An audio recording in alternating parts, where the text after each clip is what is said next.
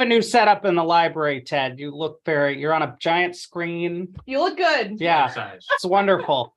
See everything. Thank you. You're not a postage stamp size, icon about 60 feet away.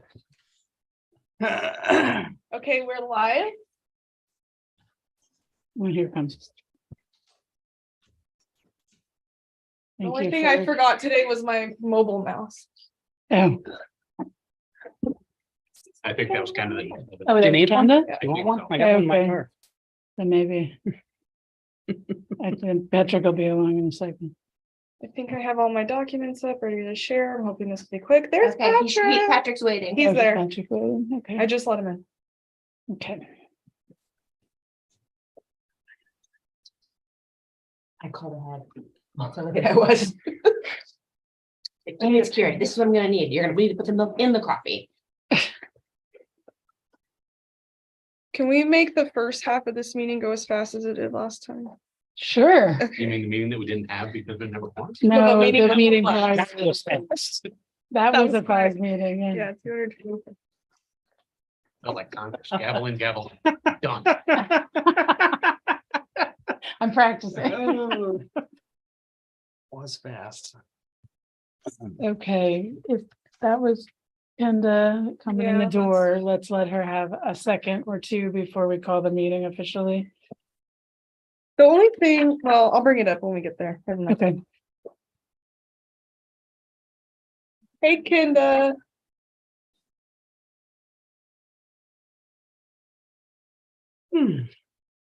Sorry, I had to go back for Advil. Morning, Kenda. Good morning. Good morning.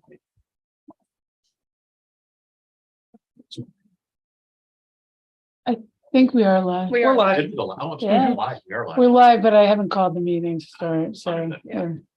I don't think. I just wanted to make sure it worked. I know, More we know if anybody. more important. Yes. We Yeah. would know. Well, I mean, if they're tuning in on YouTube Live, no.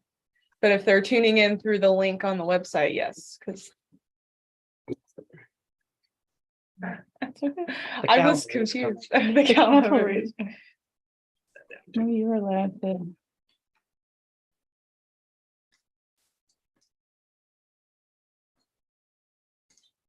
This is Okay. good. Saturday morning. We have almost the whole board.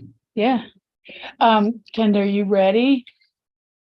Pretty much. 9:05, let's call the meeting to order. We have put on the agenda a public comment period, but since there is nobody in, Sarah or Sandy, do you have Sandy, public Sandy is comment? technically. okay. So we can move on. Yes. Let's approve the minutes of March 21st. I have one thing, and the only reason I'm bringing this, I didn't bring it up by email, was because I wanted to check and make sure that I'm right with everybody. I don't think, Kenda, that you need to list non-members unless they're special invited to talk. So like if a public member attends, I don't think you need to list them. The visitors. Because if we do a big public meeting and 20 people come for some reason, you're not going to want to have to take attendance. You would only list them if They they spoke. Yeah. spoke. Yeah. If they like So spoke, Beth didn't say a word. So maybe change it to one member of the public. Is that what we're I saying? think it's worthwhile to track how many people come. I don't think we need names. yeah, So if there's 5, 10, whatever. You listed Beth on the minutes. Oh, okay. As And an she's attendee. not, She's she wasn't, she's a non-member of the board. All right. he was attending as a public. she was member. Community member. Yeah, And she didn't utter a word. So then how do you want it listed? One community member? Period. yeah. Okay. Or one name. public member or something like Okay. that. I'm fine with that. With that change, motion to approve. You want me to cross her out and write? Okay. Okay. Any other comments? Nope. So I will second the motion of Ethan's motion to approve the minutes. All in favor? Aye. I'm gonna abstain since I was not present. Okay. Okay, moving right along. Ted, you're up. Okay, you have the CatBot 230418F. it's the same as the one that we originally scheduled. Yes. Like to get approval for it. We'd like to get the bills out now. Yes. Any comments about this? No. No, I think we can move to pass the bills 230418 F. Do I have a second? Second. All in favor? Aye. Aye. Okay. Okay. My report is simple. We've been pushing along on getting ready to start the petition drive. I did make a statement during the board meeting last Thursday, or a week ago Thursday, that seemed to be fairly well received by the board. There was very little comment from them. It was kind of a wrap up of deciding to go forward with this. We also thanked them for Brenda. And so that's pretty much what's been going on my part. Let's go over, Ted, your reports. I actually think I saw a typo somewhere in the financials. It's on the third page of the financial reports, which I guess is the bottom of the second page expense report. It's the Barrett grant with an A in there. We're missing an A. Oh, in the very last. Very last box.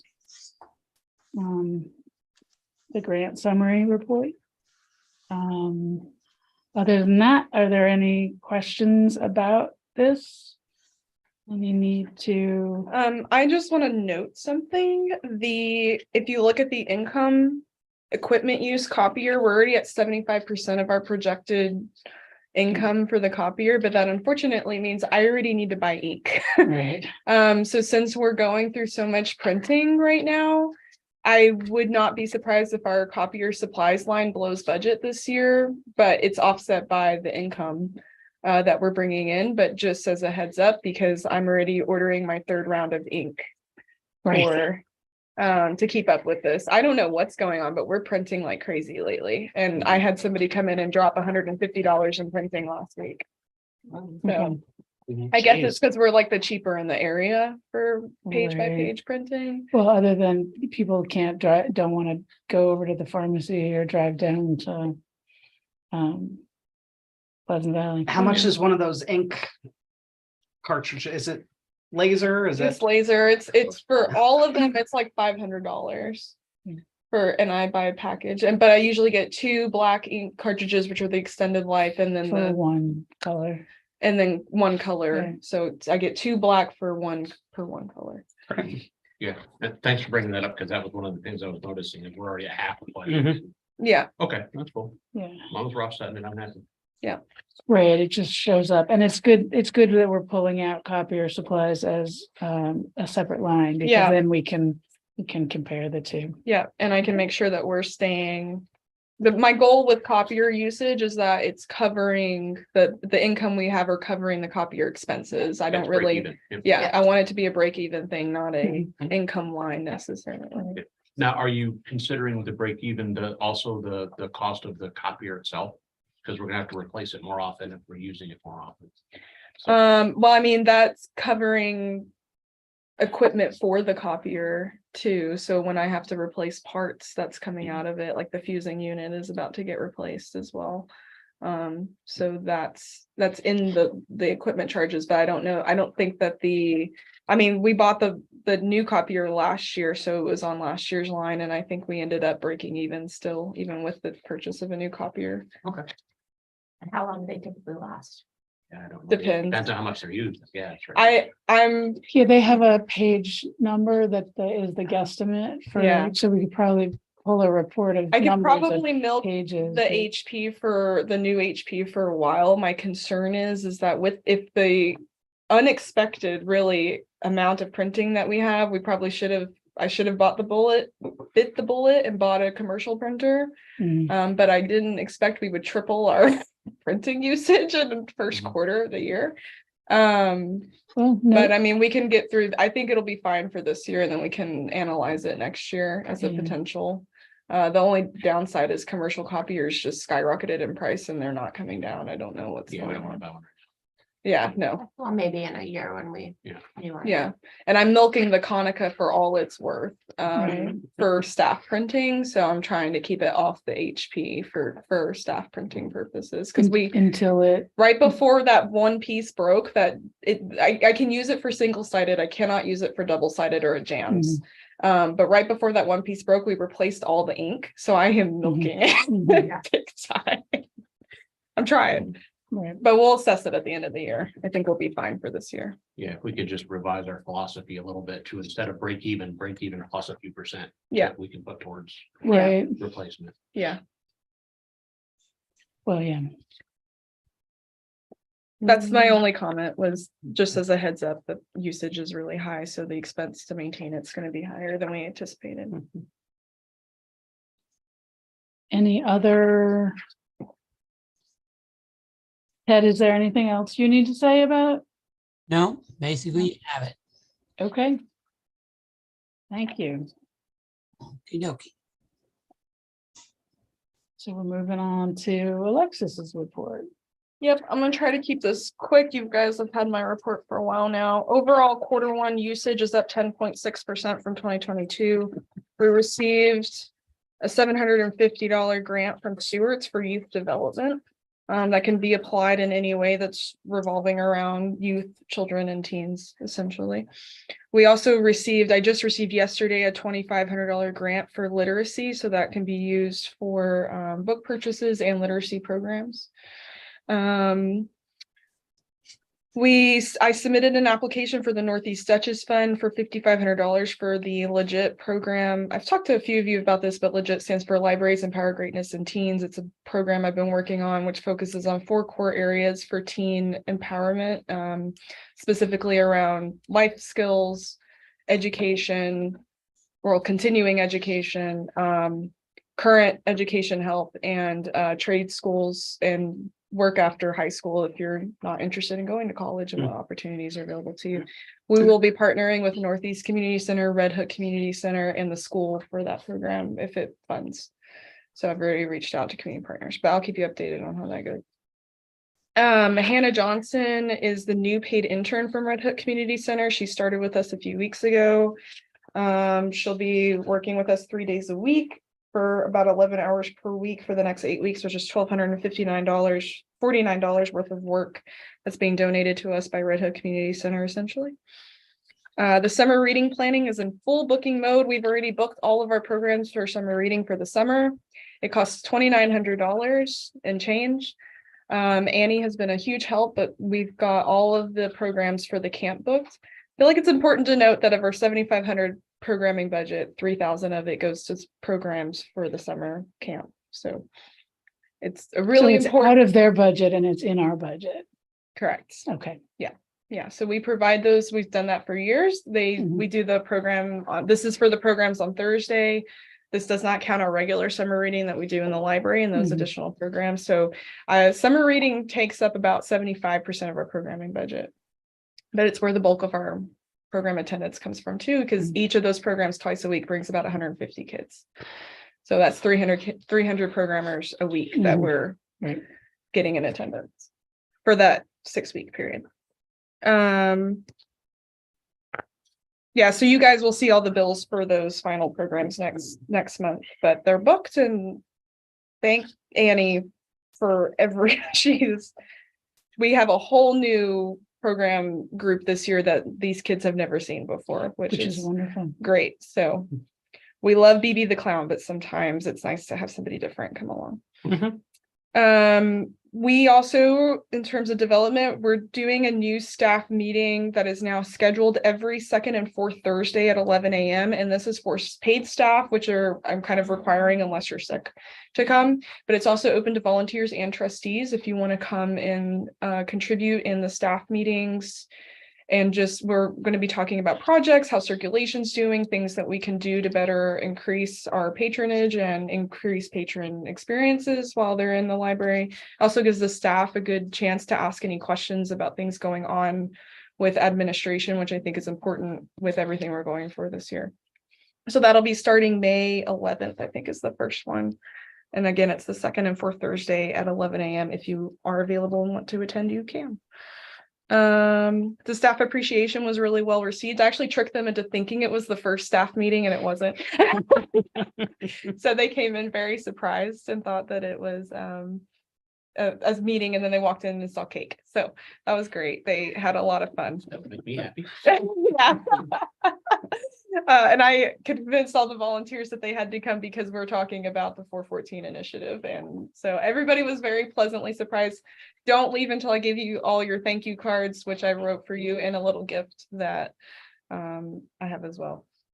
And the only other thing I want to say is that 225 years of the Pine Plains Library meeting was last night. We're continuing on with the plans for the May 20th event, which is the walking tour. If you want more details, come stay after. I'll run you all through them. I know 2 of you attended last night, the meeting. I think it's going to be a fun event. The Eventbrite tickets will be going live, hopefully today, if I can get to it. You figured out the I looked at it, but I was here 2 hours after the meeting to get this all set up. So I'm hoping, I need to like finagle it, but I think I saw the option. I just need to actually apply it and make sure that it works, and then we'll go live. We are charging for the event, but it is a suggested donation of at least $1. So they can donate more if they want to, but they have to pay at least $1. And the reason we decided to do this is so that people don't just sign up for a free event and don't show up. This kind of gives them some initiative to actually show up, because even $1 is $1. So Good idea. Yeah.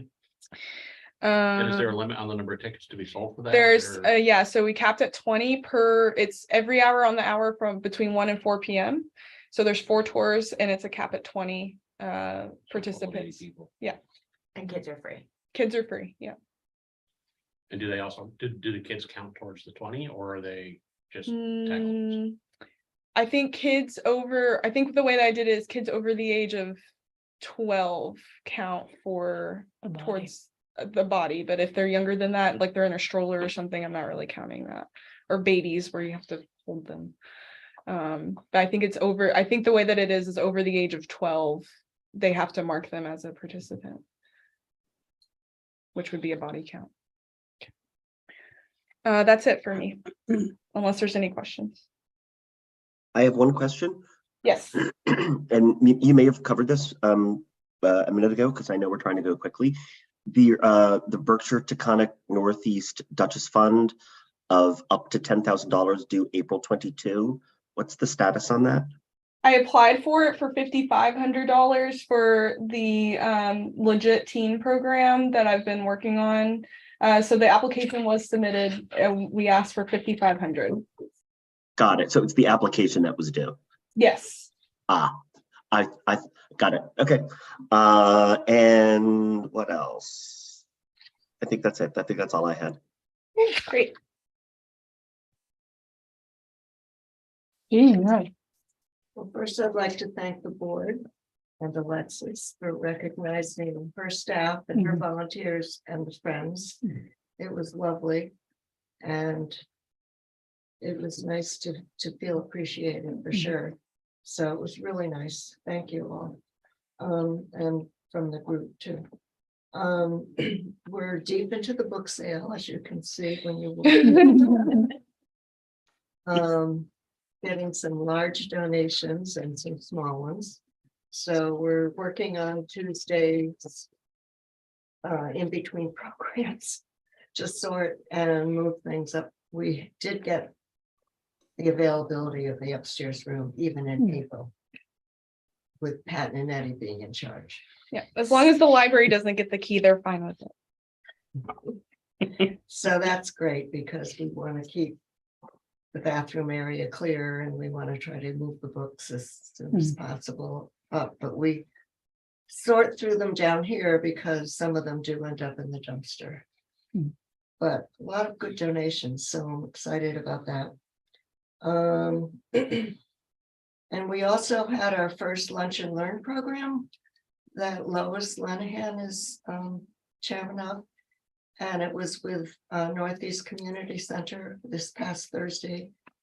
Where some people bring a lunch to eat while the speakers, and he had a colleague with him, a very nice young woman. And we were just amazed at the programs they are offering and what they're developing more and more and more. How many attendees were there? Well, we had 4 of us. Uh-huh. And so like myself, I'm gonna pass on the word to Ronnie Brook, to the employees. And yeah, it was really good information. Was there, did he leave any kind of handout or anything? He left a lot of handouts. Did you get them?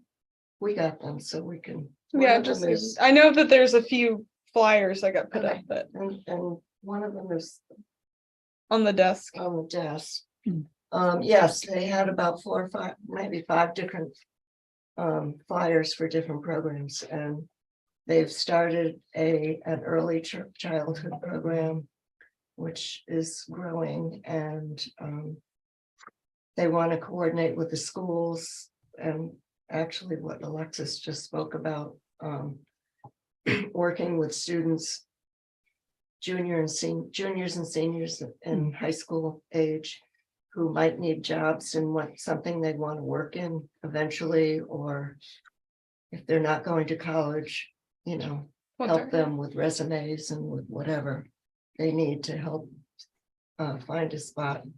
So they're hoping to work with the schools, guidance counselors, and That's so great. that's great. Yeah, they are really doing a lot. They provide transportation for people who need to get to the doctor and don't have a ride, things like that, or a grocery store.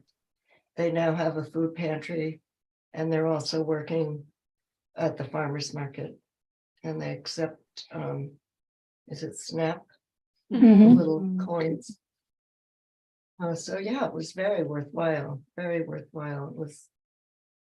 Hopefully, we can pass on a lot of the information. They also have a big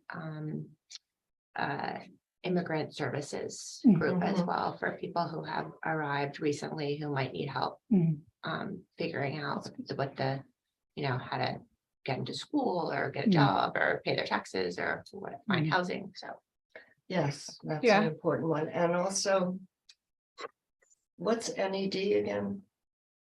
Northeast Dutchess or They fund some of the things they said. And they're administrating some services as well. I think they do the English as a second language Yeah. classes around. There's one in Millbrook, and oh, I know they're funded by the woman Katie that attended with you guys. She's the one I'm working with for the Legit program for teens. We're working together to work with the school. She's using some of my insights with the teachers that are patrons here to help kind of build that connection but they're also funded by Northeast Dutchess Community Fund, the one I just applied for. So actually she approached me because of my application. I guess somebody told her about the application I submitted and that we should partner together. So she reached out to me through that. I'm hoping that's a good sign that it's getting funded. So anyways, all good things, right? yeah. And also. I forgot what I was gonna say. Sorry, Jean. I don't know, but also we, the Friends always give the library $500 towards summer reading. A summer reading program or something. So that will be coming up. Oh, I know. The next one is going to be Vicky Labruto is going to do planting an herb garden in a container. Because we're going to continue that program that Yeah. we have been doing here, so we figured combine it with also. A program for this lunch and learn, Mhm. people can come I'm very excited about that program and learn personally. about that. I know people were asking, where are the herbs last Yeah. year? That's a Yeah. cool idea. So that'll be the next The one. community herb garden, yeah, it's great. And the one after that, these are monthly, will be with Lenore. Yes. On how Lenore to write a Champagne. play or something like that. Mhm. What date is the Vicky Labruto one? The Herb May- Garden? On, this poster over there, I Hold think on. it's right after the book sale. Yeah, it's like the May day after, 30. Oh, Tuesday, okay. Tuesday, so, Is it the, okay. oh, I have a calendar right here. Hello.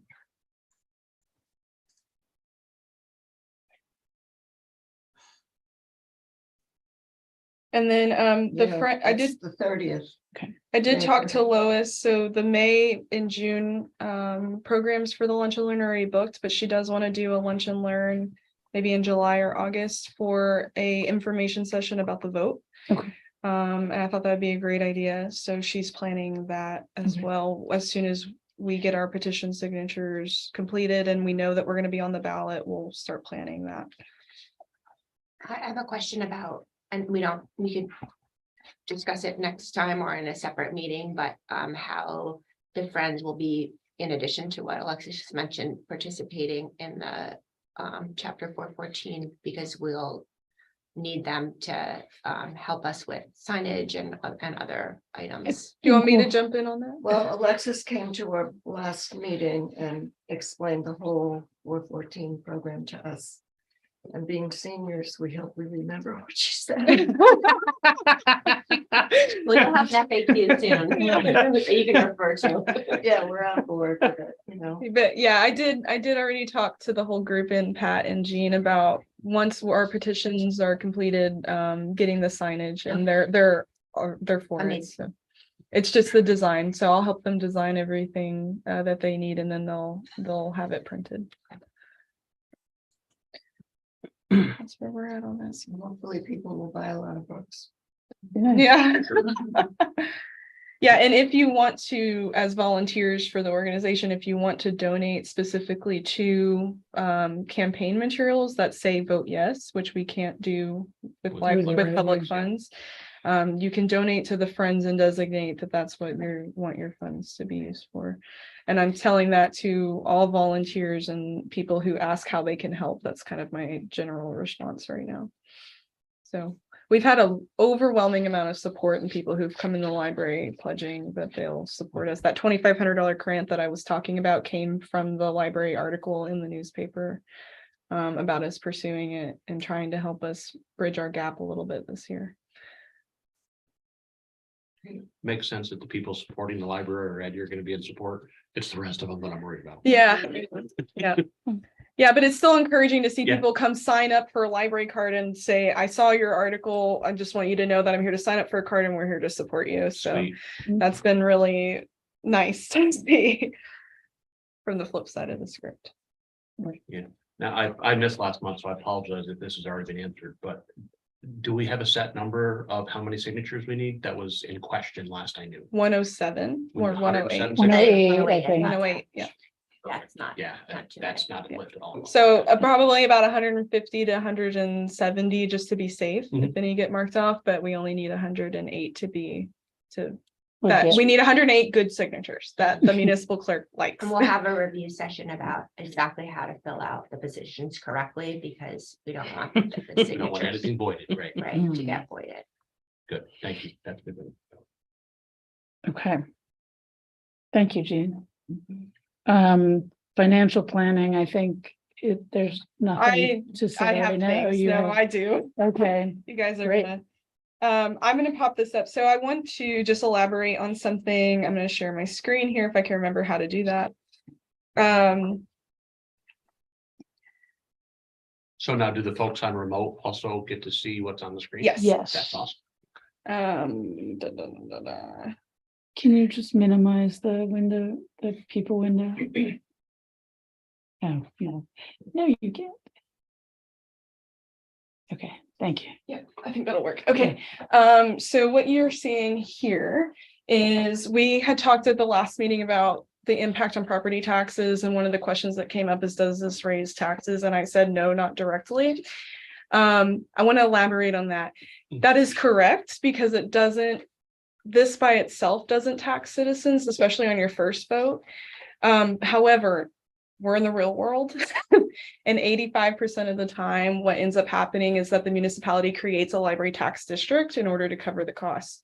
So I think in reality, citizens will be taxed for this, and I want to elaborate on what that impact looks like. Now, I want to say that I've already talked to one of our assessors, and the issue is this year in particular is we have the new town center development, which half of those units are going to be reported on the 2023 assessment, which were not included, as well as, according to this assessor that I talked to, multiple multi-million-dollar developments that will be completed this year that will be attributing to assessment values. So they will have their complete final draft of assessments, I think, by June. And we'll actually be able to accurately tell what the tax assessment is for the increase. But more than likely, it's actually going to be a lot less than what we're seeing on these numbers. This is based off of the 2022 assessment. But because there's going to be so much more money in the pool, it's going to be less of a contribution. I just don't know how much less yet. Our assessor does have a copy of this document. They're reviewing it and they'll get back to me once we have more solid numbers for 2023 to kind of be able to really accurately tell. So this is our current assessment. The total assessment $492,795,200 is that's our total assessment. That's off of our assessment rolls. I can show you where that number's pulled. I checked with 3 different assessors from other counties or libraries, towns that have done this, and they verified that that's the right number and that I'm doing it correctly. So you can see that for every $100,000 of property assessed, currently taxpayers are paying $20.19. And for the average home in Pine Plains, which is $306,465, in order to calculate that, you take the total assessment number and divide it by the number of parcels. It's $61.88 really, for the average lot. And this is what it would change to at $166,900. It would increase from $20 to $33.86. It's $13 and change. Again, that's based on The 2022 same- assessment okay. roll. So this is what it would change if nothing changed on the assessment roll from last year. Which we know is not going to be the case, but it's just a broad assessment or broad overview. And then it'll increase for the average home to $103.79, and that's annual. So as you can see, so I think the average $306,000 house is paying $3,000 to $4,000 in property tax. I'd have to go back and look, but only 103 of that a year would go to the library. That's a pretty, I don't want to say minimal increase because it's not, but for the taxpayer burden, it's in comparison to a lot of other items that they're paying for, it's pretty minimal. And it comes out to $8.65 a month, which is less than a Hulu subscription, which you saw on the FAQ draft. Okay. So, but that's how that's calculated. I just wanted to show that to you guys. And then I also wanted to bring up that the second most common question that I've been getting outside of the taxpayer assessment is how we compare to other libraries, which we decided to not put on the FAQ, but I did make a updated comparison sheet if you're curious. And I don't know if we want to utilize this at all, but I wanted to show it to you guys because it is the second most common question. And anybody that I have shown this to, including our assessor who asks very specific and interesting questions, took a look at this sheet and was like, wow. Okay. Is that something we understand it want to now. include on the website? Maybe. And that's kind of why I'm bringing it up. I wouldn't include it on the general FAQ. No. But we can do an additional information. Uh-huh. And this might be something worthwhile. And you'll see that I adjusted it after building expenses for other libraries. And I would also need to add that all these libraries, Stanfordville, we are the closest in usage to Northeast. We're the closest in population to Stanford. And Clinton and Tivoli, we're actually really close in usage to Clinton as well. Although they have a higher population base, and Tivoli, we're pretty close. I think they have about a 7% higher usage rate at Tivoli than we do. So these are all within pretty broad close ranges between population and usage. And you could you put that like as footnotes, like at the bottom of the table? You know, so we have, you know, Pine Plains compares closest to Stanfordville with whatever. With right? population So they can and, compare yeah, our budget to theirs and Right. see Yeah. where we. That's great, because I wouldn't choose, I That would wouldn't help a lot. actively as a closest library, but when Right. you put it in those terms. Right, you should In say what comparison the to like, why we the picked them. benchmark The is. other one that I, through, which the only reason it's not on this sheet is because it took me a while to get it, was Amenia's budget. Which is close in usage and population. So, and it's still pretty up. I mean, their budget's like 210 and change, I think, a year. can you send these to, I don't know if I got these charts. You didn't, and I do have physical copies if you want some as well. The be physical great. copy for this has the attached budgets of each library on the back, so you can go through item by item if you want. Oh, I was prepared when I made this. Where did you get these numbers? They're right there. Straight from the library's Yeah. directors' websites, and some of them from their emails because they don't post them publicly on their websites. So I'm all for putting it in real money terms of Yeah. what it's gonna cost per person, per acre, per parcel, whatever. Right. Yep, Yeah, as long it's as we can back those tangible numbers to up, yeah, people. Absolutely. I just This don't is want to look great. like a guess. Yeah. Right? If we can back up Right. the numbers. Yeah. This is all on great. board with that. Yeah. Or maybe with like, we have the FAQ and then we have an addenda Footnote. section, you know, that can be, you know, if you want to dig Want more deeper. information? Yeah. There you go. yeah, here you Yeah, go. here's some more information. And that's what Robert said about the FAQ when I sent it to him and he reviewed it. He said, look, here's the thing with this FAQ. You can't get too detailed about it because for 50% of your voters, they're gonna look at the sheet, they're gonna ask three things. What do you want? Why do you want it? And how much is it gonna cost me? And they want those answers in three quick, simple Right. things. They're gonna read that and Two answer that sentences, question. Yeah. And for 50% of the voters, they're gonna read that FAQ and they're gonna decide what their view on this issue is, or they're gonna decide that they're not gonna vote on this issue because they don't care. Mhm. And then for the other 50%, you'll have the population that doesn't matter regardless, that they just won't Mhm. vote for it because they're either anti-tax or for personal reasons. And then you have the people who just want more information, and those are the people that you can do addendums Mhm. on. And Right. those are the people that you target to come in and have conversations with you, one-on-ones, Mhm. do whatever you need to do to get those voters. Okay, and then I'm gonna stop there. So if you want more information on that, let me know, and I'm gonna share one more thing. And I'm hoping that we can be done with this one more thing. I'm sorry, did you say you're frankly. gonna send that out to us? Yeah, either I can send it to you via email or you can come take a physical copy from me. I have multiple copies. I'm carrying it around. It's my like shield right now. I prefer email. Okay, I'll email it to you. Hold on, why is this not pulling? Amazon. Oh, good.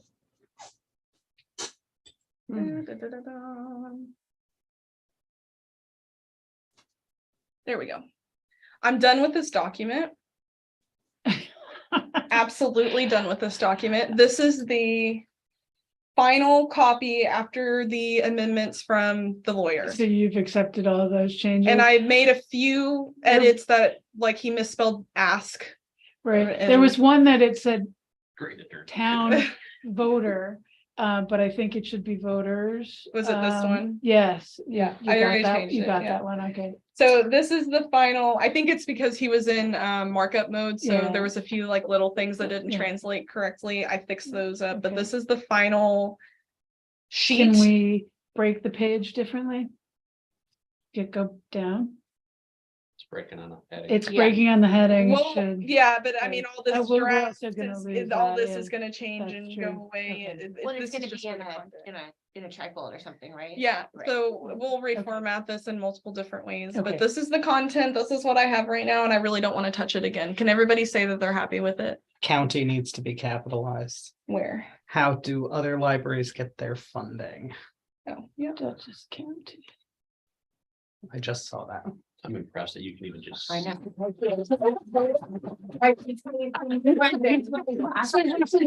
You've been running up and down, yeah. Yeah, sorry. No, that's fine. Should we make a motion that we accept this or? Yeah. can- The only thing I want to say about making a motion, if you want to, I don't really think it matters, is that if this changes Okay, That part, based off the 2023 assessment, I will update that on the website and I will update those numbers. Yeah. And we might have to add a little bit of a justification as to why it changed. So I don't know if we want to. I would leave this as it is right now because it says based on the 2022 assessment. Okay. rule.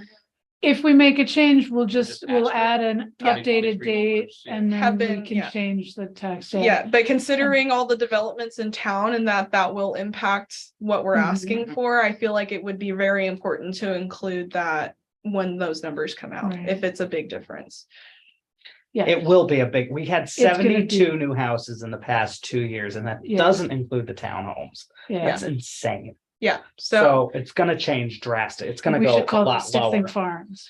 Stissing Correct, Farms, yes, yeah. Stissing Farms. I would not be surprised, and I- for the other assessors that I've talked to, I wouldn't be surprised if even with the increase, the taxpayer burden is less than what it was this year. Yeah, and we should include those numbers, especially if it goes lower. Yeah. Yeah. And if that's the case, that we have to really, Oh, yeah, Say well, that. we're gonna have to, but the good part is we'll have those numbers by July. Yeah. So when we hit full campaign mode, Right. we'll have that information. Claire, could you finish building your new house so we can get? if we're gonna be 2024, sure. We need that house. Sorry. All right. Then I'll be paying tax on two houses for a while. yeah. Okay, that's it, but I'm starting the next line. Do you want me to just go ahead and? Yeah, let's just go Yeah. right in. Okay, so sharing another thing. So we're back to, at marketing Marketing, now.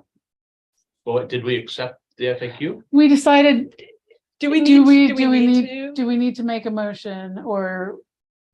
Sure, motion to I accept. don't know that we need to, but. I don't know that we need to, that's why that she was saying if we have to change it, we might have to re-motion it. So maybe we could just, if there's a, I have no objection either way. I don't care. I okay. think you can say. I think we can say as a group, we We kind of accept it, agree to yeah. it with That that, we accept it and yes, that there will be changes for 2023, and those are the only things that can be Okay. changed. Rescind my motion.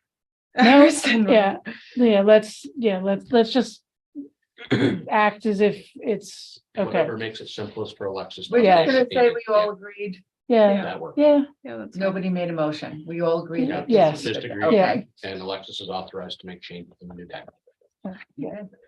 All right, so most of you know that we, or I should hope all of you remember that we agreed to go forward with a logo redesign project, which we've been working on. We've had like 5 or 6 meetings with, Paul Mayomaki, I think that's how you pronounce it, Bates, a design company. And, we have a logo. And I want to preface with the fact that the teens love it. So you already have the teens' approval. they are the most important. This is our new logo. Simple, beautiful, I like it. yeah. And then these are the 2 versions we have. I know that's a little grainy. We're still finicking a few things. The only thing that we did change since our last meeting is that the Pine Plains font on the left aligned was smaller, and we evened out the font size so that it's the same for Pine Plains and Free Library. But this is what we have. And I then, like it because there's no pine tree and there's no water tower. There's no water, yeah. Yeah. What's nice about this is these colors can then become pulled out. We can, make t-shirts, we can make, hats, we can, whatever we want to do. Yeah. And we don't have just one color to Yeah. play with. We have a few different colors that are frankly a lot more playful than Yeah. that one green. I think also just so everybody understands what the design is, obviously it's a book, but then the little sort of Microsoft Pixelations. pixelation that's coming off of it is supposed to sort of indicate a digital aspect to computing the cloud. So that we're trying to sort of bring it into the modern world. modern world. It's not just, people don't just come here for books anymore. They come here for a lot of other things. And so that was what the idea of this book sort of morphing into something else. came Right, and from. I like, it can be read in different ways, Right. aspirational or, I would You have know. not gotten digital out of that. They look No. like leaves to me. from We- here, but We're kind of far away too, so. it came, like, it was much more pixelated, like looked more pixelated, Yeah. little squares. This kind of streamlined it to be a little more, It's cute. I think it get- less digital, more organic. Yeah, we were trying to keep it not too modern, but at the same time modernizing it. So I kind of like that you see leaves because Pine Plains. Yeah. So I think that opens either ways, but this is what we came up with. So I think um, it should have a pine tree on the cover. No, And when I- no more pines We need water too. Yeah. and no water tower. Oh, fire tower. I mean, fire tower. That damn fire tower is everywhere. Yes.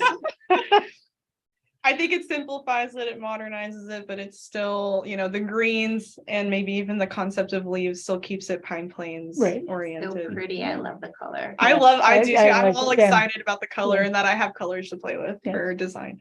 So one of the things that came up, Kiri and Claire are not surprised by this conversation, but while we were doing this rebranding, I was like, oh my gosh, updating this website is going to be a nightmare. The design, it takes so many man hours for me to just keep it basically updated.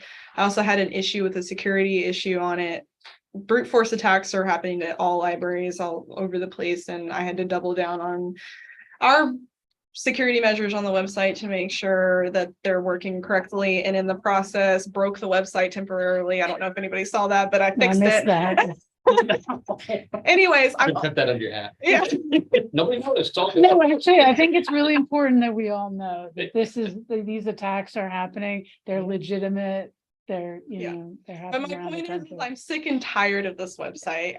You guys know I've tried to update it from the beginning. When I came on, it was really dated. And I've tried to at least make it somewhat pretty, but also usable.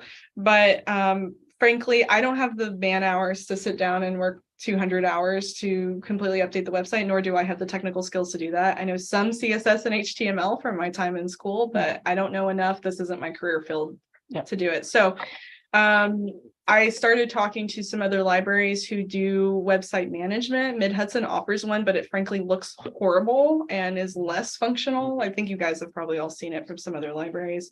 And a lot of libraries are moving away from a Mid-Hudson managed website and moving into, also Mid-Hudson is doing their own update this year.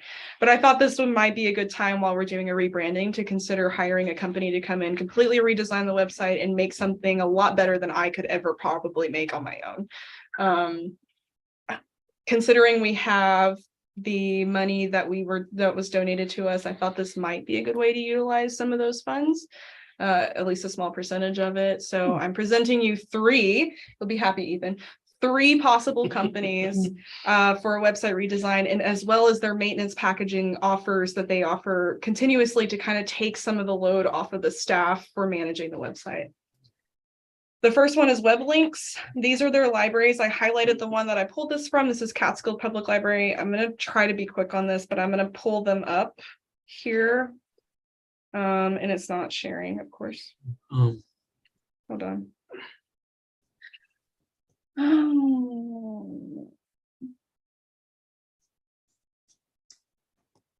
Hold on. Let me just do this. Can I just share the whole screen? Is that an option? Yes. No. Yes. Well, you Okay. figure that out. Yeah. I think that our website looks really good. Oh, well, thank you. But right, and I know how much time it takes to manage that. Maintain, yeah. And it's not. And things that you Mid-Hudson's see. looks horrible. Yeah. And there's a few of them that I know are managed by Mid-Hudson. They look horrible. Yeah. So kudos to you for doing it, but it's that in of itself is almost a full-time job. Yeah, it's and what a lot of the things that you don't see about the management of it is stuff that you'll never see. It's all the back door. It's doing the updates, the plugins, the CMS, the everything else that you can, and it just takes a lot of time out of my week, and I'm just sick of it right now. I feel like I have too much on my plate, and this is one thing that I wish I could just kind of pull off of it. So this is the Catskill branch. It was designed by WebLinks. This is their website. As you can see, it has a lot more. The point of this whole thing is that when you come to the homepage of a website, for about 70% of users, I want them to be able to find what they're looking for without having to click on anything. Like it's just Or right there. scroll. Yeah. Well, it it's has just- to be above the fold as well. Yeah. It Yeah, has that's to be right. what? It's So they don't have to above scroll the fold, down. Oh, yeah. so the information needs to be, they shouldn't need to scroll down to find what they're Right. looking for. So as you can see, this does that. It has the integration of the search engine for the catalog straight on the website. We are updating to Vega this year. We had another meeting about that. That's going to be huge because it allows us to customize our own home screen from the catalog. So we'll actually have more control over the catalog, which will be really nice. That should launch either Q2 or Q3 of this year. So I feel like this is a good time to do this, but this is kind of the design of the Catskill website. They provide a lot more web pages than we do. I met with the woman. This is what it would look like. It's a 4-phase project. Total design cost is $9,450. That's just for the design of a 15-page website. And I have a question. Yes. Would the website look, is it a template? Like, is it gonna look just like No. that website or? They do Several templates you can choose from. It's not just templates. They do a full bottom-up design. So Okay. you get to pick how it looks, what Okay. you want, what you see. They do a fully customized website. Okay. It says right there, custom website design, so I could have just read that. Yeah. And then I would have had my answer. Yeah, no, it's okay. And then they do offer continuous maintenance. I actually talked to about 6 companies, but I ditched the ones that don't offer continuous maintenance afterwards, frankly, because if I'm gonna go through this, I need somebody to It's a help me out. travesty. I don't know why some of them don't. Offer continuous maintenance, yeah. And So their hourly prices, like for the work that, are like, it's $175 an hour. yeah. Yeah, pretty frequent, and that's pretty consistent across all of these. So they do offer continuous hosting, so they'll host the website, continue the updates in the background, take off that's $300 a year.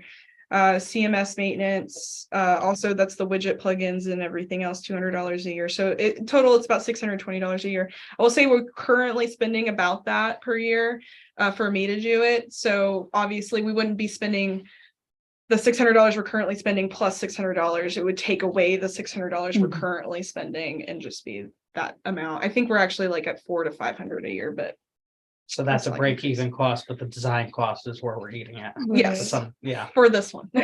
right. Right. The only thing I will say about this is that if we need any help with content with them, you have to pay them additional. So they don't do any content, or if there's an issue, I wouldn't say if there's an issue, they don't offer free technical help. If they need to step in and put some man hours into it, you're gonna be paying $150 an hour for them to come in and do additional training and help fix anything that gets broken or whatever. So would you have access to do like updated minutes and that sort of stuff? Oh, You yeah, don't have to yeah. wait for them to do that. No, okay? no. On all of these, it's a still WordPress managed CMS. I can go in and update whatever content that I need to, and they'll give me full permission. I checked with that. I want full permissions to be able, not like one of the other websites that me and you manage. I would have full permissions to go in there and do whatever I needed to. So. The second one is Katie Dwyer Design. They did the Kingston Library. I'll pull that up really quickly. So this is what their website looks like. Again, this is a fully customized website, so it doesn't have to look like this. This is just one of their websites that they offer. They don't do a lot with public libraries. As far as I understand, Kingston is the only library website that they've ever designed. This was under director Annalee Dragon. She said that she had good experiences with them, so I included them on this list. But they're a little bit more expensive. Oh, I want to note WebLinks was a 17 to 18 week timeline. So these two are pretty long. This is also a 3 to 4 month timeline. So total design cost estimate is $15,500. Their yearly maintenance, continuing maintenance, doing hosting, a pro event calendar, and a pro website maintenance is $1,649 a year. It's kind of ambiguous, and I talked to all of the representatives for these companies, but she seemed like there was about an hour a month worth of free included in the pro website maintenance, included of them going in and fixing anything that needs to get done, but they won't update any content or anything. That's up to you. And anything outside of that 1 hour is an additional charge. So I'm not really sure why it's $1,200 a year, because it seems like that's covered by that should just be covered by your standard hosting fee for backups and security monitoring, but that was just my opinion. And then the third one is Renaissance Web Solutions. And I'm just gonna go pull this up. This is a template. So you'll see that their websites all look very similar, but it's faster. So this is a 6-week process from start to launch. If we started by mid-May, he could have this launched by July, which would be campaign period. So that's a little bit attractive. And what I love about this that no other websites that I saw so far is the accessibility. They have full ADA compliance accessibility tools, which is not showing very well on this showed screen here. If I do this, you can kind of see. So they can do the increased text, decreased text. It's fully readable. Screen readers. Yep, can it has do the screen reader. The language. Yep, and it can flip. Oh, hold on. Get that out of my way. And then you can change, you can add, remove any languages that you need to, and it fully converts. The ADA accessibility to this is a huge thing for me. Yep. And also I love this design, even though it's a template, it is the epitome of libraries. He only works with libraries. This is exclusive for library. Since it is a template, can you pull up another one just to Yep, see that? yep. I mean, you know, what variability we might have. Which one would you like? Anyway, your choice, click up dealer's this choice. one. As you can see here, it has the notification bar. It kind of has. So you can choose to have the catalog at the top or not. Yeah. You know, there's those things. You can like that. choose what your items on the bottom here are and how Mhm. many you have. You can pick the color scheme. So like, you know, Willard had a lot, or maybe not. My more next question options. would be, does anybody else in our immediate area use this as web design? Nobody else in our immediate, I found them through a recommendation for somebody who's looking into utilizing their services, but they are purely for public libraries. So I just found them through conversations with other people and people who are looking into it, but nobody has utilized them yet. I think I know one who's in process. And what's the pricing on this one? Oh yeah, that's important, isn't it? Do we have any idea how long they've been in business? Yeah, I can pull up their, I think They had 2000 something from 2003, I think. Yeah, Okay. yeah, they've been, yeah, Wow, $6,000. This is the cheapest and the fastest. It's because it's a template, so it's already pre-made. It doesn't take a lot of man hours. Go back. And then they offer probably my favorite continuing maintenance package, not gonna lie. They do the hosting, which includes daily backups, the SSL certificates, the DNS for $29.95 a month, but you can do an optional additional $100 a month, which is free actually for 3 months after you launch anyways, which is the full thing, unlimited tech support, staff training for anybody who comes on that wants to learn how to do it. That's all included for free, as well as I think up to 5 hours of full management. So if I have something that I know that I want to put in and I'm not sure how to format it, I can send the content. He will make the new page for us, and that's included in that $100 charge. If we have our answer. Yeah, so when I did this, I actually really liked web links. And then I found this person and I was like, ooh. So those are the 3 options. And we'll open the floor for discussion on this issue. And if you think it's a worthy investment too. Can you stop sharing? Oh, or do we want to share? Do you want to see this? Does everybody want to continue to see this as we open this discussion? Can't read it anyhow, so it doesn't matter. Okay. You get the color. The layout. So just out of curiosity, are there any local companies that offer this service? Anybody- Katie Dwyer was local. She's in Kingston. Okay. The Renaissance person is in New Jersey, but he has done several New York, not in our system, but other New York libraries.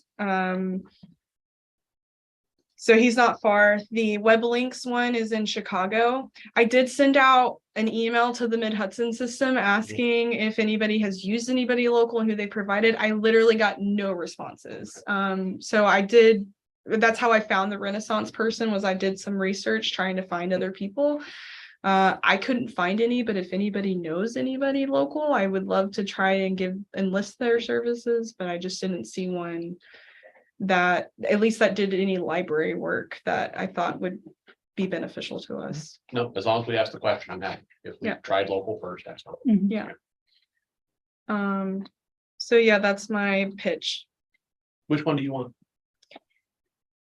I like the idea of having a fully functional website up before we hit campaign mode Mhm. for an FAQ. Agreed. And I also really love the accessibility. I don't love that it's a template from Renaissance, because I like the idea of having our own custom website that nobody else has and it doesn't look just like ours. But we're also a public library, and I feel like that there is a lot to say for coming, Continuity. yeah, Expected Yeah. behavior. and coming onto a website and knowing that you'll be able to find everything you need. And I think it's customizable enough with our logo and color schemes that we can have some fun with it. But it's, I think the ADA stuff is crucial. yeah, It's like a non-negotiable thing anymore in this day and age for accessibility, the translation, the recite me, you know, yeah, because if we're claiming to be a public service, we need to All be able encompassing. to provide that. yeah, and that's the only one that I've seen so far that had it down, from Recite Me to the accessibility Mhm. tools on the side. There's a potential chat function that we can do for people to get quick help that we can rope the staff in for an AI system. Mhm. I thought that was great. I mean, I know it's a template and it's not fully customizable, but it's down. It ticks every check on the box, and the fact that it's cheaper and could be done faster.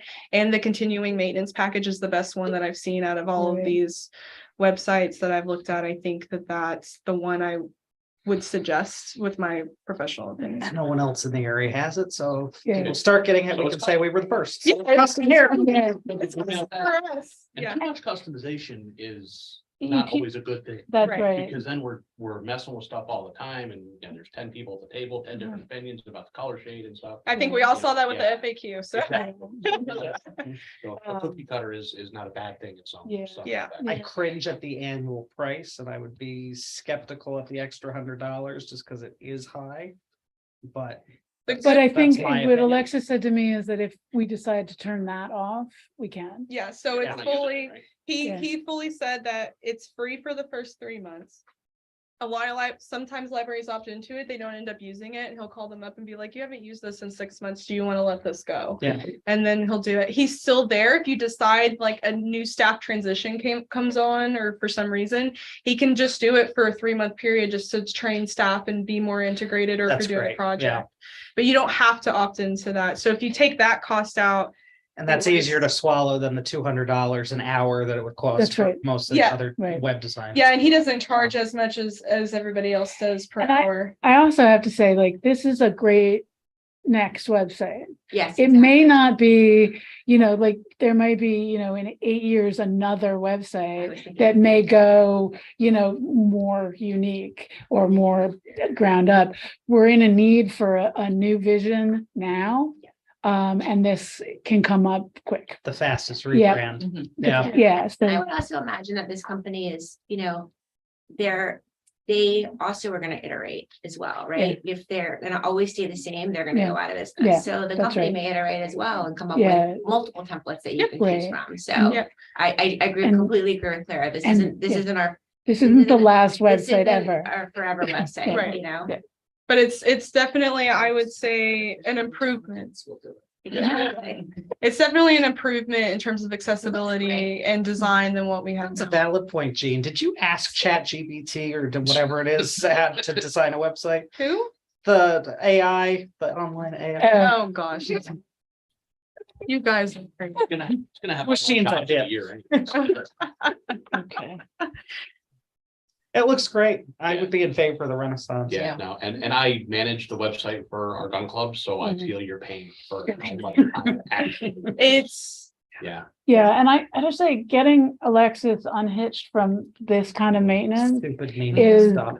is really critical going forward. well, the good part is for $359 a year, at least the basic maintenance that takes up probably 10 hours of my time a week is covered. Yeah. And that I don't even have to worry about it anymore. You should just be thinking about what content is gonna go on there and how it's gonna, Right. help Right. our patrons and then. Creative direction, Yes. not Yes. Yes. mechanical or technical. Yeah, and I should add, he was the only one that allowed unlimited pages within that 6,000. Oh. Right. So I do want to add programming pages and information about more programs that we offer, and he does that. Oh, I want to show one other feature that I really love, just for a second. I know that this is a little bit. But the other thing that I love, if you don't know this, we provide a good amount. Oh, I should probably take it out of Spanish, shouldn't I? We provide a really large amount of resources through Dutchess County that people don't necessarily know in databases. Mhm. He has a fully integrated database search engine that works within that. So this can be easily integrated into our website so that people can actually see what all databases are available through home access through great. Dutchess County with your library card. That's actually really great. Because I don't know if you've ever been on home access, and I'll just show you how bad it is. Ethan, No, it is. it's really horrible. I never understood why it was so bad. The whole website, they're smart people. This is what home access looks like, but as you A can, lot of words. Yeah. it's not, but as you can see, there's a lot of databases that people don't know exist for Right. their research purposes, but it's a really clunky. So this can kind of actually help help patrons be able to access a lot of resources that they don't know that they have access to. Okay, I'm done spieling. So to be clear, your thought would be that this money would be coming out of the $50,000 donation. Yes. Okay. Yes, and when I brought it forward to Claire and Kiri, I didn't even think about that, and they brought it up, and I was like, oh yeah, that's right, that's there. the money sitting there. You just, what's the one that you want to go with? The cheaper Renaissance, one? 6,000. And what was the ongoing annual? So it can either be $559 a month, or A sorry, year. $359.40 a year, or it can be $1,558 per year if we want to do the additional $100 a month of maintenance upkeep. So I would probably do that for the first year. I would think, yeah, just Yeah. to see if we're gonna use it. Yeah. So it's in your pocket for training and stuff, sure. Well, so if we launch by July, we'll have it free for 3 months. So we'll only Awesome. pay for it for the For a last quarter, quarter of this year. So I'd like to make a motion of everything Alexis just said. Okay, great. I'll second that Yeah. motion. Should say. Just give Alexis what she wants. Don't compare. Yes. Great. Aye. Right. And I'm glad everybody loves the logo. I'm so glad that's done. Okay. What's the name of that website? Renaissance Web Design. Renaissance Web Solutions, I'm sorry. The town should use that. They're exclusive to public libraries, so they can't. No. Oh, that's cool. Maybe turning my gun club into a public library. Makes us more professional for sure. Mhm. Yeah. Not that you didn't do a great job.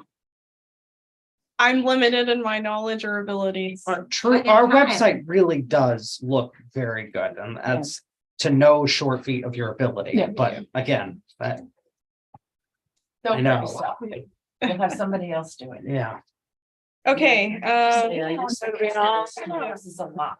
It comes up right Lord. So now that we have approval and on the logo, we'll get an actual. I'm gonna work with Paul, the designer, and the sign maker to come up with a actual mock-up of the sign and the price. Right. And my feeling is that we should start branding things Yes, and Agreed. any minute. you know, whether it be cups or hats or t-shirts or something. Yeah, But our marketing budget, yeah.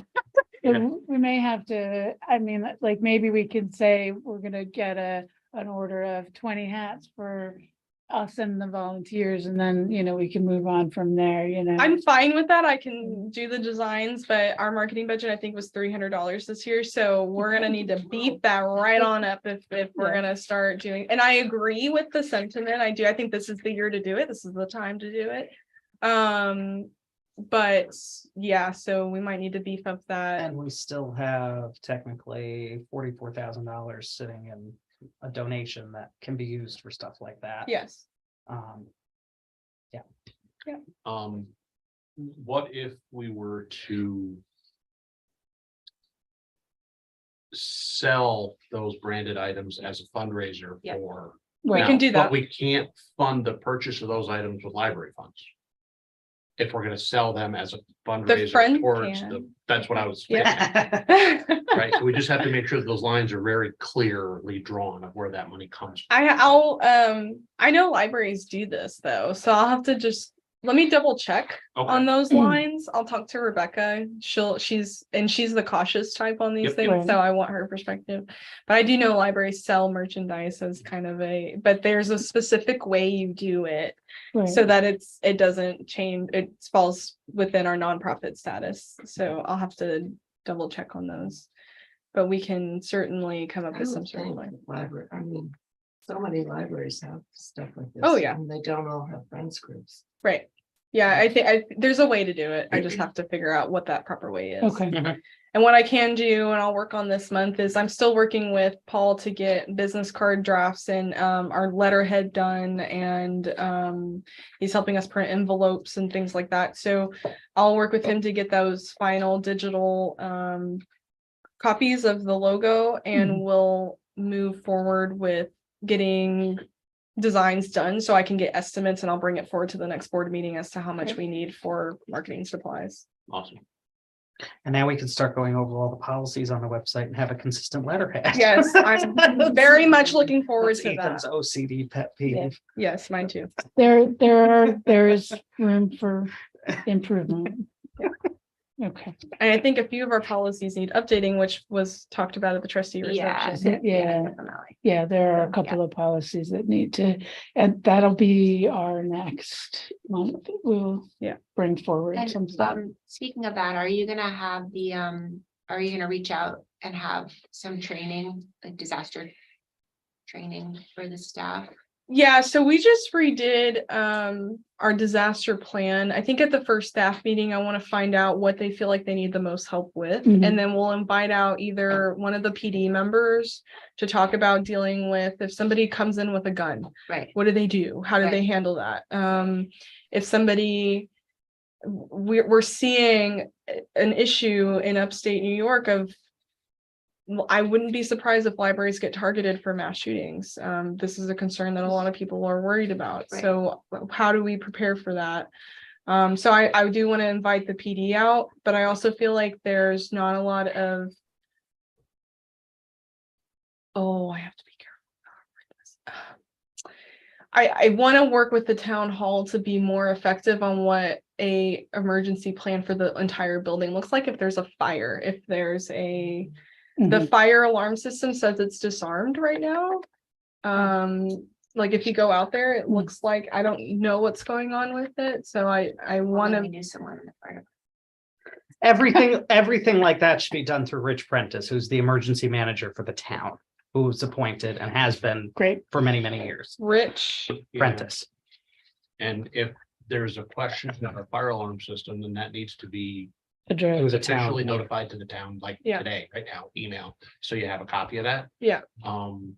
Yeah, because that system should not be out of service. And then That's a code violation. as far as the It should not be out of PD, service. Sergeant Beliveau is very, very forward with community education and stuff, exactly what you're talking Mhm. about. He Yep. loves doing that.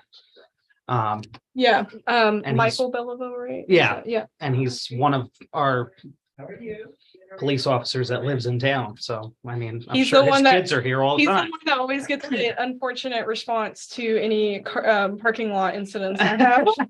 So I'm familiar with him. I'll corner him at the next I would time. also ask Rebecca if the Mid Hudson Library System has a program that she didn't mention it, so they probably don't, but if they provide this as a service to their libraries, you know, that they have someone come and speak to the different libraries about it. I certainly think we should reach out to the local police department because we should, but there may also be another service that Mid Hudson has that we could tap into. I'm almost positive I've seen ads from the sheriff's office that they also run the Run Hide Fight program for workplaces and stuff. So if Pine Plains doesn't have that available to them, maybe the county would.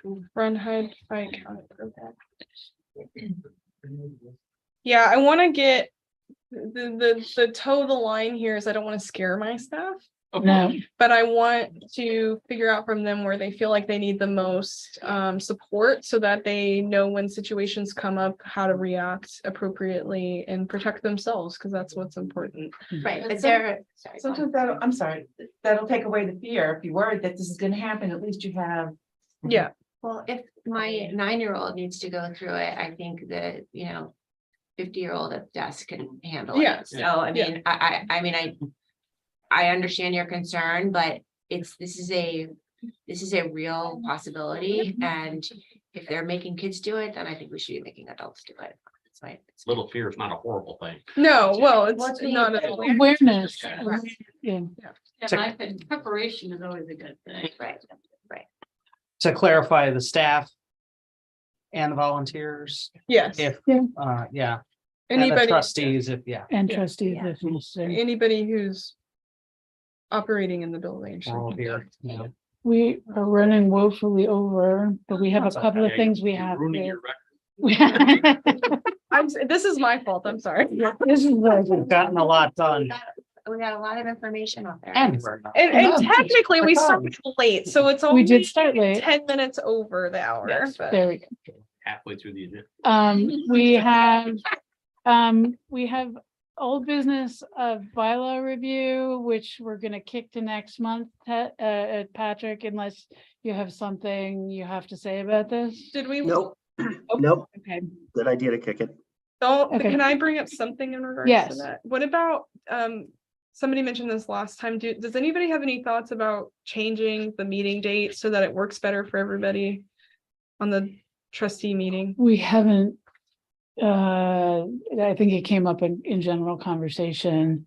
Do people have a other preference? For Do- board meeting For time? board All I meeting can time? say there- is if it's a Saturday, I can be here. During the week, I can't. Is there any legality to, I don't think there is, but I'm gonna ask the question.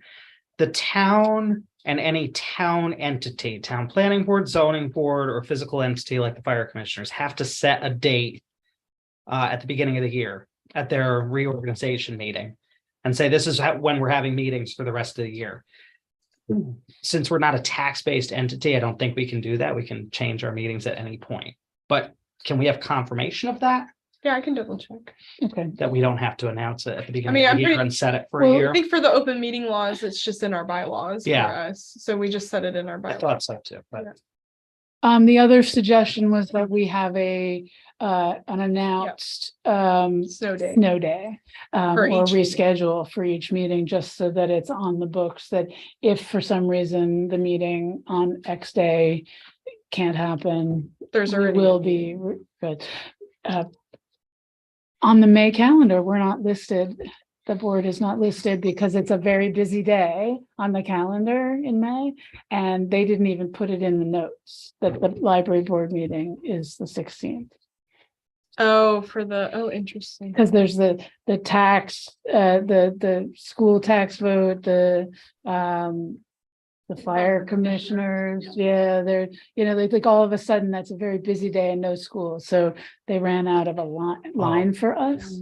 But then they should have at least kept it in the footnote. Yeah.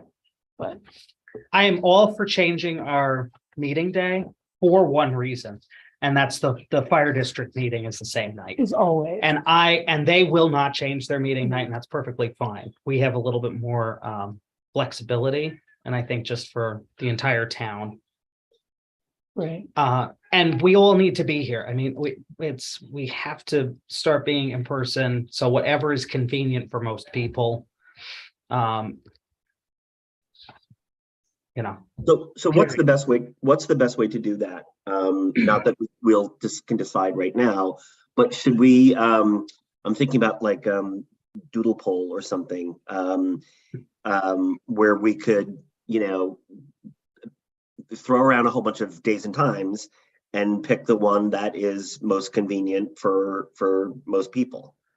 I'd like to keep it on the third week if possible, only because it works for our billing. Right.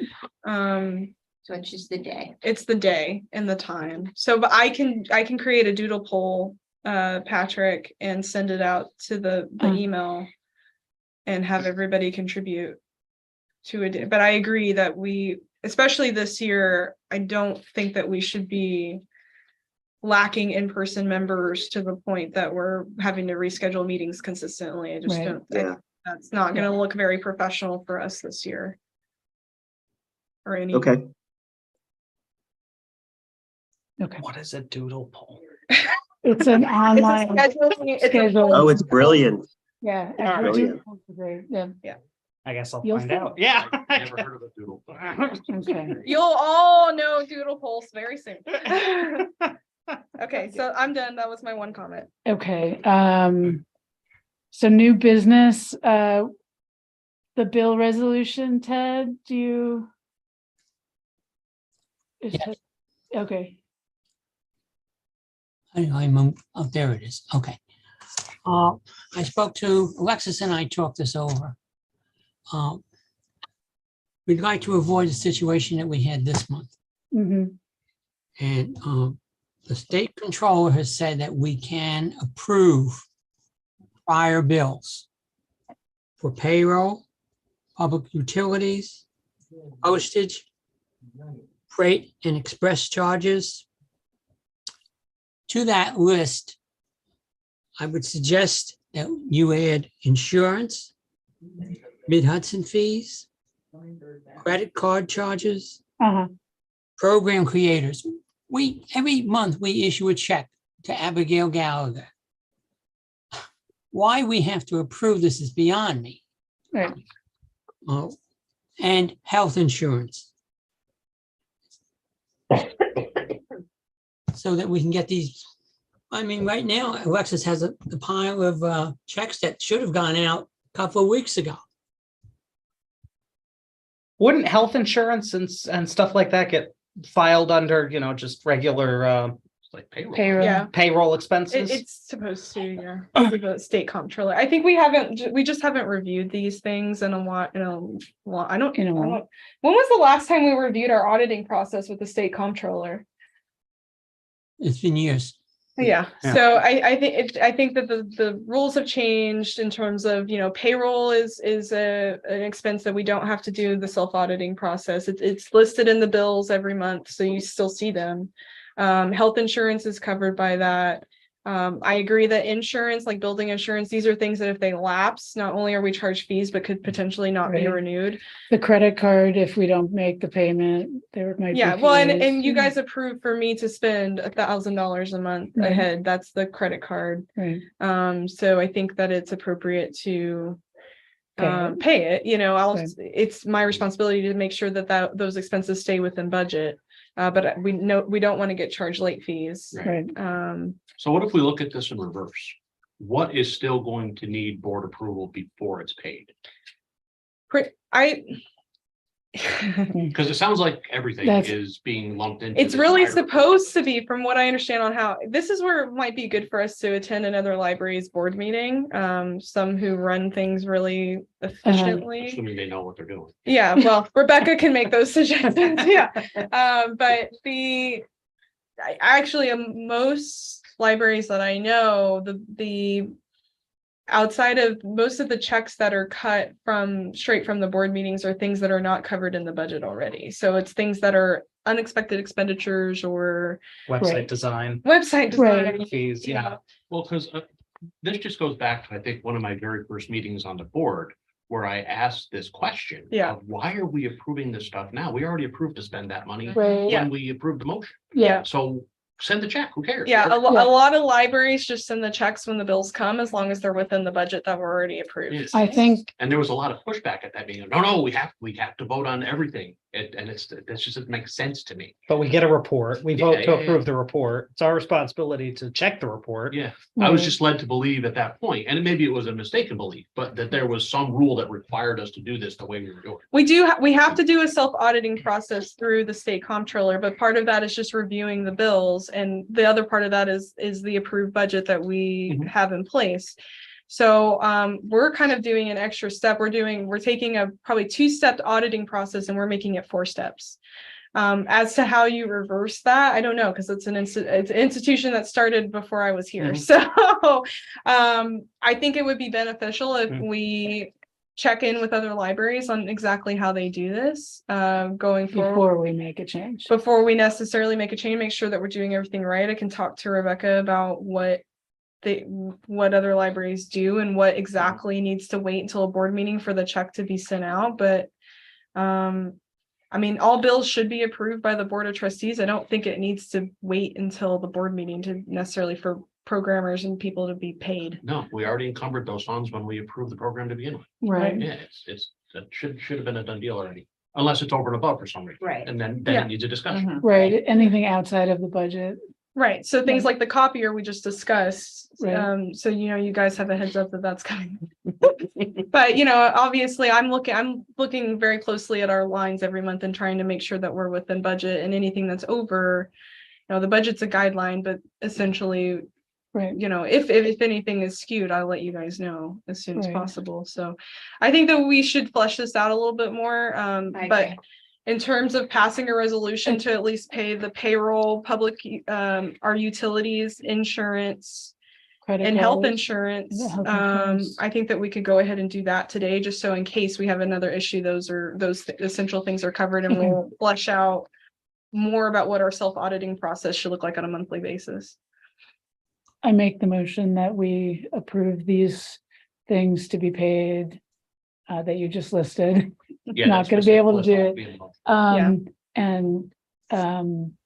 And then review and bring further. So Payroll, utilities, insurance, Mid-Hudson, credit we'll cards. and credit cards. Under You're going way too $1,000. fast for me. Okay, Health Credit and card under building $1,000, insurance, right? Yes. payroll, we only have the one. Credit Pay- cards, Mid-Hudson Library expenses for fees. And Alexis is Utilities. $1,000 of discretionary. and Which that's is for the the credit credit cards, cards. Oh, Yeah. that is the credit card? Yeah. Okay. Utilities. All right. Now, does Health that and building $1,000 insurance, include payroll. books and all that, the stuff that you purchased, that's all outside of that, right? Yeah. Yeah, that's just like if I need to run over and get some paper and I have to throw it on the credit card because I need it now. Got it. Yeah, that's kind of sort of petty, although it hasn't become petty cash at this point because we can't, like software, I have to charge on a card. I can't just throw it on. Right. I can't have them invoice me for that for Zoom account. But we'll have that conversation later. Okay. on. Could we just go back and clarify what the resolution actually Yes. is? 'Cause I'm not really clear on the wording. I think so we have a list of 5 items, right? Is it 5 items? Yeah, Yeah. payroll, 5 utility. line items. We have 5 line items. And I think what I'm hearing is the resolution is that the trustees are agreeing to authorize the officers of a library or Alexis to or are we authorizing Ted? Who are we authorizing? Both. Both. Okay, the payment. We're authorizing the The payment payment of these payment bills when on they're. a monthly basis, Yeah. right? The can only be once a month, right?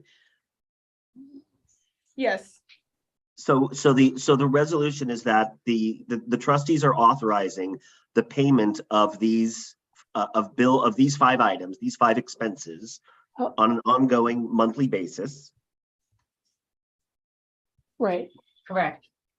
I That's thought we also wanted that's to making pay a face. programmers as they, Let's wait on that. okay, we're not, okay, Let me just double Yes. check. okay. I know that utilities are covered. I know payroll's covered. I know Okay. insurance covered. Our programmers, as inconvenient as it is, you know, could they be. don't charge fees. They're not for being late. Ted wants to say something. Yeah. I can see it. It can have, there are some cases where there may be the same company being paid more than once a month. Like the insurance is sometimes 2 bills a month. I would say when due, When not due, necessarily monthly, due, when yeah. due. when the payment is due. Right, Okay. okay, Yeah, and I think, I don't know if I heard it in what Patrick said, but I think it needs to be included in there that as long as they don't exceed the approved budget. Correct. okay. Well, if they've already been approved to exceed the budget, I think that okay, yeah, that makes sense. As long as it's been approved to spend that money regardless of, do you get what I'm trying to say? I do. Yeah. It's already. Yeah, it's already Right. approved, yeah. Great, okay. Yeah, I Okay. just don't want us to get a $10,000 bill from the insurance company that we weren't expecting and just got the check and say, oh, Right. well, it's Yeah. insurance, so it's covered. Nah, I Right. don't think so. Yeah, Right. sure. The Okay. one time the trash tried to charge me a $1,200 for 1 month of trash pickup. Right, right. That's, and if they had pushed back and said, no, you owe us 12 grand, whatever it is, then no, we need to have a meeting and discuss Yeah. that and figure out a way to deal with that. We Yeah. Just got the check. It was a mistake. I called them. I was like, they were like, don't ignore it, throw it away. I didn't even have to say anything. They were like, ignore it, throw it away, a new one's coming. I was like, okay. Anyways, Okay, so we make that motion, yes. and do we have a second? I'll second. Okay, all in favor? Aye. Aye. Alright, Kenda, if you kept up with all that, God bless you.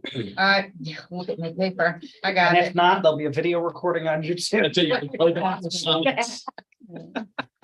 Okay, That's good. Which one's next? cap override? Tax cap override? Sit down. Do you want me to talk about it real quick? I think that. Oh, do I need to change the date? Let me see. Yes, you do. That's what, no, Jean is actually, not Sarah. Gee, say Sarah. Sarah, No, Sarah's not here today. She's sick. Then who's the town? It's Alexis has 2 I have laptops. Gotcha. I'm hosting from here, but I have this up for the camera so that I'm not dueling it. Okay, so Claire is about to read the tax cap override. We need to approve a tax cap override. So now that we're pursuing a chapter 414 vote, we become our own tax entity essentially. and we're going from 0 to, Right, so we're taking control of, I shouldn't say we're becoming our own tax entity, we're taking control of our own tax cap, essentially. Once we put it into the budgets, the voters' hands, we have to be responsible for our own tax cap. So because we're doing such a significant increase, I don't even have to calculate it. I can already tell you that it's gonna exceed the 2% tax cap that everybody falls under. So everybody approved the 166,900 at the last board meeting.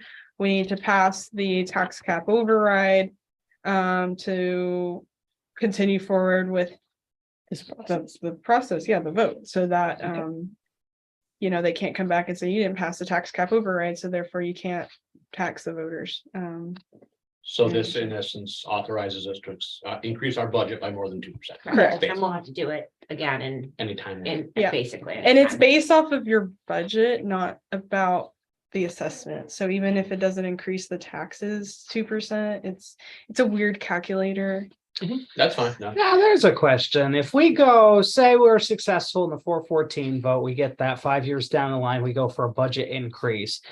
Are we bound by that annual amount of 2% No. increase, or is it over the 5 years? We can override it again, right? Yeah, Debate it every Right, time. yeah, But are you saying if we want to stay within 2%? right. I think it would be, That yes. fiscal year. Yeah, Yeah, Okay. Yeah. Just a weird Now, quirk. isn't there a penalty though for entities that exceed 2%? we're exempt from that penalty. There's a penalty for a municipality, but because this is a direct vote. So like when a municipality exceeds their tax cap, they have to do a public meeting, but they can still exceed it regardless. They have a penalty. But because this is going for a public vote and the voters get to decide whether or not we can exceed that percentage, it doesn't have a penalty to us for that. if that makes sense, because it's voters have approved for that. None of this makes sense to me, but thank you for trying. To be honest, It seems, the 2% thing seems just like kind of moot. Yeah, it's arbitrary. If you can just vote to exceed it, well, it's not a cap. Everybody does too. It should be 10%. yeah, 2% a it year. probably should be, yeah, but it's not. I know. Yeah, it's not, My and math it's skills, I- it's really not even 2%. It's actually like 1 point.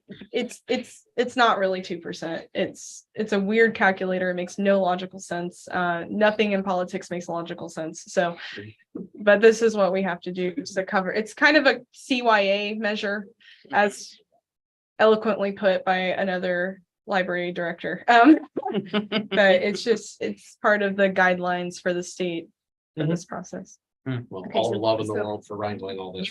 I am going to read and then I'll hand it to you. Thank you. Um, I'm not trying to get Do we want to take a vote really quick that we all vote to exceed the tax cap Don't we before usually- you make Do that we- statement? Isn't that the I resolution? think we're voting? this is Oh, the yeah, yeah. resolution and then we vote on it. Right at the end. Whereas the adoption of the 2024 budget for the Pine Plains Free Library may require a tax levy increase that exceeds the tax law or tax cap imposed by state law as outlined in General Municipal Law, Section 3-C, adopted in 2011. And whereas General Municipal Law, Section 3-C, excuse me, expressly permits the library board to override the tax levy limit by a resolution approved by a vote of 60% of qualified board members. Now therefore be it resolved that the Board of Trustees of the Pine Plains Free Library voted and approved to exceed the tax levy limit for 2024 by at least the 60% of the Board of Trustees as required by state law on April 29th, 2023. So is that a motion? That is the motion. Second, Third. Approved. Aye. aye. Aye. Okay. So I did it in approved. big. Yes, big great font. font, so I could read it. Thank you. I appreciate it. Yes, Well, that's for everybody's benefit. Anyways, Okay, the last thing is the engagement of White Osterman and Hannah LLP and Robert Schofield as Our as our attorney of record. The question is, do we need to have further discussion about this? I want to add really quickly. Okay, And I'm going to say this in a as professional of a way that I can without us having to go into executive session and elaborate. Every library basically has a different lawyer. I sent out a few emails. Robert has been utilized even by libraries with other lawyers for specific projects because of his skills for maneuvering situations such as ours where there could be more adverse pushback from people, the public, and other members. He comes well recommended by Rebecca. She did make the statement that there are plenty of lawyers out there that know the law just fine, that might be a little bit cheaper, but he's just well known to be a really big advocate for library services. And she recommended him specifically based on our situation, not just because of his knowledge of the law or being a general lawyer. She said that there's plenty of other lawyers. I did talk to some of the directors that have worked with him. They gave me, very high recommendations of him, that he's passionate. Not only that, but he will show up and represent the library when he needs to, which is not always something that you can find. So that's kind of why we went with him. And went with Rebecca's suggestion on that issue. But in terms of other lawyers that are out there, there's a ton. I have a whole list. If you want to review those in further depth, we can.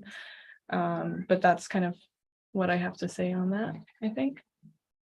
If we need to go into executive session, you can invite me in and I can elaborate a little bit further on some. I hesitate to say some things on the record because some legal there might be some things that I could say that people don't necessarily want said about his services because they were legal issues that he's dealt with. So I just want to caution on saying it necessarily publicly and calling names and organizations that he's worked with. And what kind of money are we talking about? What is his retainer? He doesn't have a retainer, it's per hour service. He didn't give us a retainer. He said, Kiri, what was it, his normal rate's $4.75 an hour for libraries. I think he does $2.50 an hour. And he estimated around $4,000 for the entire 414 process. Okay, so we're having a $4,000 discussion about this. Yes. Give or take a little. Plus or minus. But yeah, he estimated $4,000 for the entire 414 for the year of 414 work. $2.50 an hour for lawyer fees, paralegal $1.50 an hour. Mhm. Oh, there it is. Right, Yeah. that's in- Yeah. it's Oh, in I the- knew you had it right. Yes. I'm just pulling off the top of my head because I feel like that I can't read a document, I Right. guess. If we're at that point, I'm happy making the motion that we need this attorney for the full work in the process. I second that. All in favor? Aye. Aye. Okay, I will sign it. Good, you're responsible. With the approval of the board. No, he No, was like, A question, sounds like cool. a question. Yes, You're approving now going over the budget for the professional fees. yes. Okay, just as long as we know. It's important to note that, yeah, that should actually be part of the, Do we need a motion on that? I'm happy making that part of my original motion. As long as everybody's, I Not second objective. adding that to the original motion. Are we getting a number? You approved Yeah, Robert it's in- Schofield it's in for- his engagement letter, what his hourly charge is gonna be. We'll and they do- estimated at 4,000. Yeah, $2,500 or $250 per hour for the 414 with an estimated $4,000 for the year cost. I think he said that if it, for some reason, feels like it's gonna go over that. We'll have to have We'll a, have to have. we'll a have to discussion. discussion. And that's a revisit it. perfect example. Yeah. If that bill comes in and it's $4,000, cut the check. Yeah. We Right. already approved it. If Right. it's $6,000, has to Yeah. come back to a meeting for discussion. Correct, That's a perfect example of how that should work. okay. Great. You good? Bless you, yes. Mhm. Okay, Was there anything else that needed to get done? I have no idea. No. I move to adjourn the meeting unless there's anything I that, have a question. oh, okay, So with regard to the petition process. Yes. Are we ready to Yes. start that?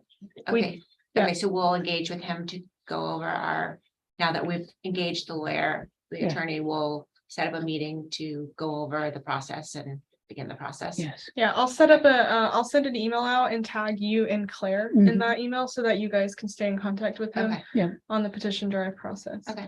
But yes, I think that getting started on that now would be great. If we could have our signatures by our June meeting. And that would be, right. and when will the FAQ be printed?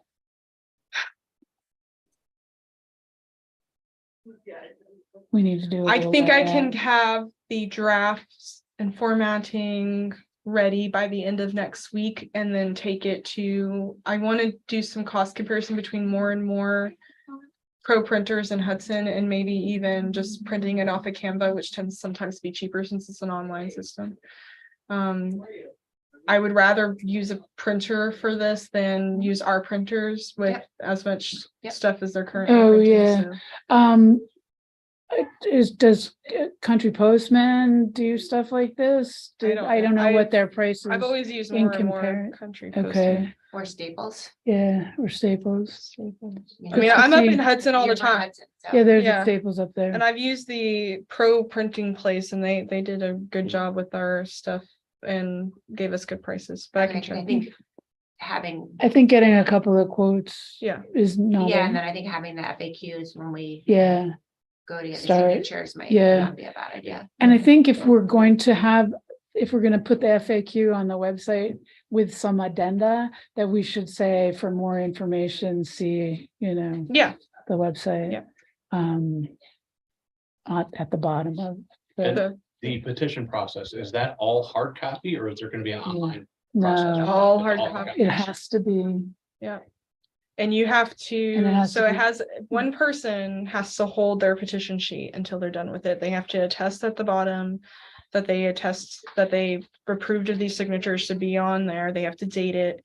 And then you should have a copy, if you're gonna participate in the petition drive, you should have a copy of the voter roll. And just check them off as you go. The other thing I would like to take a moment and do, we should start considering you taking that voter roll and making a group of us that are community members or like know our community really well and sit down and start labeling that voter roll. So who are guaranteed voters? Who are people that we need to get in contact with and who are guaranteed no votes? Or Agreed. Also, I think we need to look at it. Claire and I briefly spoke about this, is who in the community can be advocates for us. So, are there several people in the community that we can help utilize as our, unofficial. right, and they may spokespeople? not be our spokespeople for the petition drive, No, but we need to start Yeah. lining people up so that when we're really start Yeah. pushing, Loud Towards the vote. advocates. loud advocate. You check the validity of the person with the voter rolls. We So got you- it from the the I mean, if someone signs, then you immediately check, is that what the They, process is? you're supposed to check and make sure that they're a Yeah. registered voter first. and then before they sign. Madeline's job is to actually check in against the voter roll again. Right. Yeah, so. To be clear, they have to be a registered voter of Pine Plains, yes, So not if you're registered in, New York State. right, Manhattan or Westchester Right. or Millerton. Yeah. It has to We be have to Pine get so many Plains. signatures that it probably won't be an issue. And I think our voting district is pretty well defined. It's not like Tivoli or someplace where they have, Weird, yeah. they have Right, a there's weird situation where there's 3 towns in their situation, right? There is a So- clump, there is a clump of voters that are Millerton and there's a clump of voters that are Gallatin. And what about? In Stanfordville, And But we shouldn't have to go are they that far Clinton? out. I don't think I don't we know. have. there is a Clinton. Clinton. There group. is? There is a Clinton group. I was surprised to find that. on the Okay, voter so roll. we So have maybe I'm to, wrong. Okay. so there are those We little, should but they are, Be able to do it with. they're, I think we'll be they're off fine. our, the What's the word numbers. for that? That's our P type for the, Yeah. Yeah. right? Do you have, is there, do we? I've been up for 32 hours. We're almost done. Do you have a map of that? Do I have a map of that? No, I don't have a map of that. I have a address list. If that makes The sense. P-type? We could probably make, our P type's based on our, The voting district. yeah, so it's based off the voting district. So yeah, there probably is somewhere. Yeah, and Mid Hudson actually has a process to make sure that if somebody's from Stanfordville signs up and they're actually in our voting district, Right, because they that's if, check it, yeah. if I would love to see a physical, if we had access to it. But to see a physical map and be able to speak to people. I don't know- in the town of Island who happen to be in our B type for whatever reason. Even Well- though they're in a Stanfordville mailing address and not in our physical town or whatnot. I mean, granted, if they're not registered to vote, they won't appear, but we'll be able to see that on the voter roll list. Yeah, So you'll be able to see that with the address and you can always it's Skunks Misery Road in Millerton. It's the one for Stanfordville. I forgot the name of the road, but you can pretty quickly figure out who falls within those lines. Because it's the same road or line that you see, so So it is just our town, it's just different zip codes. slightly, yes. It's So like Kenda's address is Millerton, right? Right. But she's in the town of Pine Plains. She's a registered voter in the town Right. of Pine Plains. Yeah. yes, Hicks Hill is Stanfordville, but it's a Yes, town of Pine yes. Plains. yes, Hicks Hill, that's the Yeah. one, yeah, Okay, yes. I can help with that. Anyway, So I'll probably sooner rather than later, I really would like to get the signatures done first, but we'll sit down with the entire voter roll and really start figuring out where our voters sit on this issue and how much outreach we need to do it kind of gives us a sense of where we possibly might be sitting come November. We need signatures by our June meeting.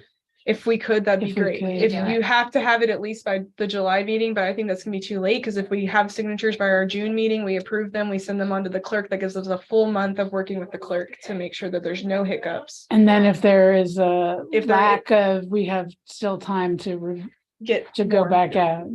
But it would Not a problem. also be good to get over and above. the- Yeah. Oh, Yeah. We're going Oh, to yeah. like We definitely wanna 160, push, I think you said. Yeah, the Robert recommended to 175. So I think that's- Memorial Day book sale is gonna be the biggest thing. Yeah. Yeah. Right. That's gonna be huge.